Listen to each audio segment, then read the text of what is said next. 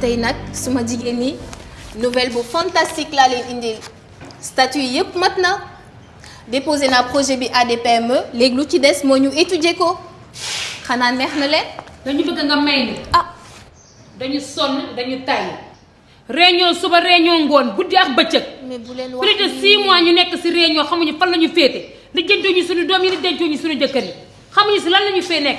ñoo sonn ñoo tàyyi. mais statut yaa ngi nii xool leen. ma ne plus de 6 mois ñu ngi ci dañu sonn dañu tàyyi. mais statut yaa ngi nii lu tax ngeen di bàyyi maintenant léegi alors que c'est le moment tant attendu enfin madame fooy dem mais.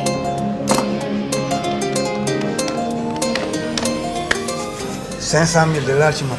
500 000 yow xool nga li ngay wax Pape bague bi yow bracelet bi rek lu ma ko amee woon ëpp na 300 000 bii nag bañ may takk moom lañ ma joxoon ëppoon na 500 000 mën naa ne waxuma la yu ndaw yi bii nag jaroon na 200 000 seetal yàlla ci li ngay def bokk. li nga wax yëpp dëgg la waaye loolu dafa yàgg boobu temps 24 carats bi wàccul ni léegi dafa wàcc jaratul dara. yéen kay bu ñu leen di jaayat or day wàññeeku waaye yéen boo leen di jaay or day yéeg. ah xam nga yow bu doon keneen du ma ko wax loolu li nga nekk sama cliente di ñëw fii toujours may jëfanteeg yow moo tax ma fay la loolu waaye gis nga marché bii boo ko jëloon nga dem ci marché bi fii nii xool ku la neex li ma la fay du la ko fay yow xam nga ne man aw ma cul aw ma caaxaan xam nga ko. lépp lu ñu doon xaar baax na.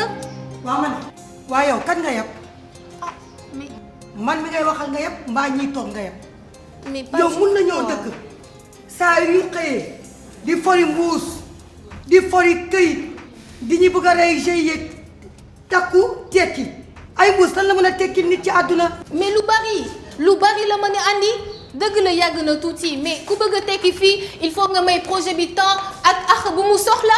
waaw sama gars yi kii li muy wax corrompre na leen damay laaj yóbbu suñuy carte d'identité xamuñ foo dem ak moom xamuñ dang ñoo jaay tubaab bi xamuñ yaa ngi ñuy waxaat te jaraguñu kenn xamul tubaab bu ñuul nga kenn xamul lan nga ah. tubaab ñun ñii ay sénégalais lañ tubaab.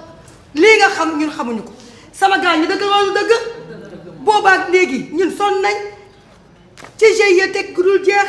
mais bu leen ma wax lii toog di xaar ngeen toog man nag maa ngay dem. mais madame bul yaa sa dem projet merci. bul def ñi nii mën a toog xaar nañ toog xaar la jërëjëf. ah mais fooy dem madame. may ñu de. Fatima tous ces bagages.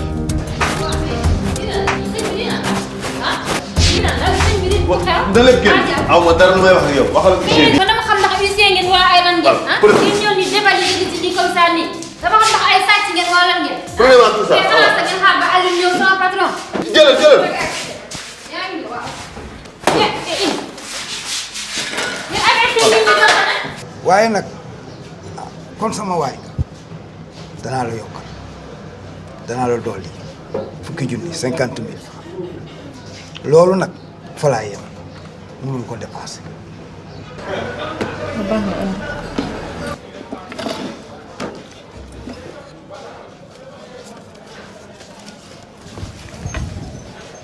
wañal li na lépp génn.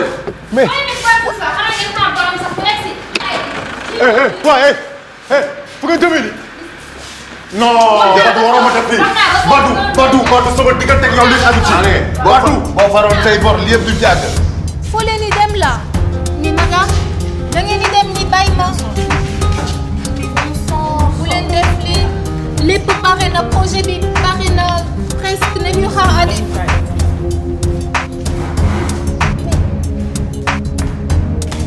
madame bu leen dem quand même ah. tubaab et duma tubaab ma foi duma tubaab man ak yéen c'est la même chose c'est pareil nu ma ñuulee noonu ngeen ñuulee. j'ai grandi ici madame fii laa dëkk sama parents yi fii nañu juddoo donc en plus le projet ak temps bu ñu sacrifié yëpp pour projet bi tout est parti à l'eau.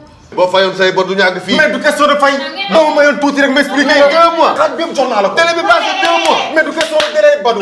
non mais waroo ma def li baax. yow mënoo liggéey di ci gis sa bopp tamit du ko sa bopp. nee naa la nga même ñaari fan dama nekk caay. yow da nga ma dundal sa njaboot ma toog ci sa waaw mais du question de yaa du dara waaye. kaay nga waxtaan. sama waay la. waaye Aliou li muy def lii ñàkk na kerte de. déedéet moom bagage am. xam nga dañ koy jëlee moo am problème. waaye du dara nga xam lu ñuy def da ngay dem ci biir man maa ngi ñëw waxtaan ak yow. Aliou waxal ak man maay sa yaay. yaa du mën a nëbb. na gaaw demal su ma paree dinaa ñëw expliquer la damay waxtaan ak moom rek xam nga rek Badoo ki mbiram